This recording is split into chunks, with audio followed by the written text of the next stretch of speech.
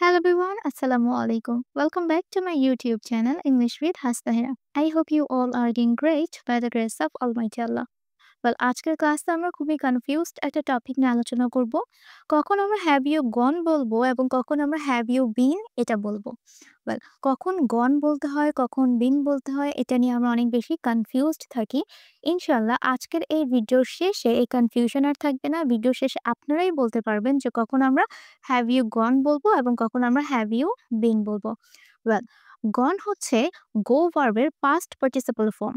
গো, went, গন। কখন আমরা have you gone বলবো? গন বোঝায় যে আমি কোথাও গিয়েছি এবং আমার যাওয়ার কাজটা শেষ হয়ে গিয়েছে। আমি গিয়েছি ঠিকই কিন্তু এখনো ফিরে আসিনি। ওকে?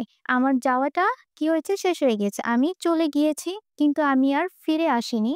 আমি ওখানেই অবস্থান করছি।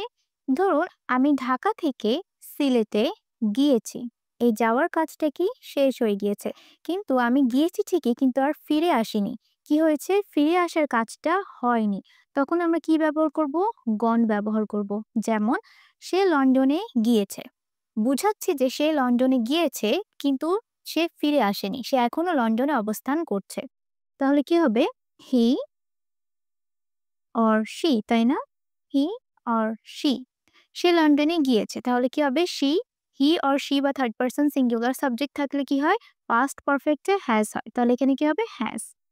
She has gone. এখানে কি হবে? Gone. She has gone to London. Okay? She has gone to London. সে লন্ডনে গিয়েছে।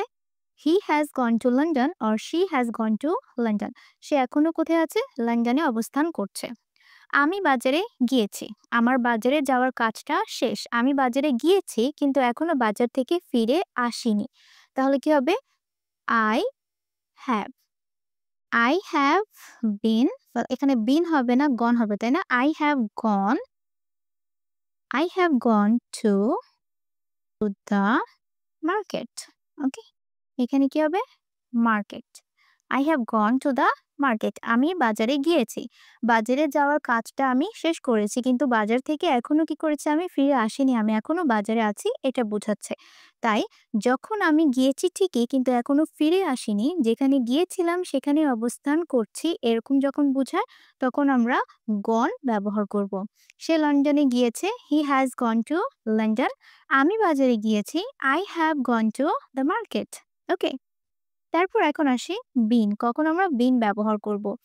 ধরুন আমি ঢাকা থেকে সিলেটে গিয়েছিলাম। হ্যাঁ? আমি ঢাকা থেকে সিলেটে গিয়েছি এবং সেখান থেকে আমি আবার ঢাকাতে ফিরে এসেছি। ওয়েল আমি ঢাকা থেকে সিলেটে গিয়েছি। সিলেটে কয়েকদিন অবস্থান করেছি এবং সেখান থেকে আবার ঢাকায় ব্যাক করেছি। আমার সিলেটে যাওয়া এবং আসা দুটোই সম্পূর্ণ হয়েছে। বি কিন্তু বি ভার্বের past participle form. Be was were been, তাই না? তাই এখানে কি হবে? বিন। সে জাপানে গিয়েছে। এখানে বোঝানো হচ্ছে যে সে জাপানে গিয়েছিল এবং জাপান থেকে সে যেখান থেকে জাপানে গিয়েছিল সেখানে ফিরে এসেছে। ওকে? তখন কি করব আমরা? বিন ব্যবহার করব। সে জাপানে গিয়েছে। তখন কি হবে? He has. He has been he has been to Japan. Okay? সে জাপানে গিয়েছে। এখানে যে সে জাপানে গিয়েছে, এই গিয়েছে বলতে বুঝাচ্ছি যে আমরা সে জাপানে গিয়েছিল, জাপানে যাওয়ার অভিজ্ঞতাটা সে অর্জন করেছে এবং সে আবার নিজের বাড়িতে কি করেছে? ফিরে এসেছে। ওকে? তাহলে কি হবে? He has been to Japan. আমি সৈকতে গিয়েছি। মানে আমি সৈকতে গিয়েছিলাম এবং সেখান থেকে আমি কি করেছি? নিজের বাসায় ফিরে এসেছি। ওখান থেকে আমি কিছু এক্সপেরিয়েন্স গেইন করেছি, অভিজ্ঞতাটা গেইন করেছি। তখন কি হবে? I have.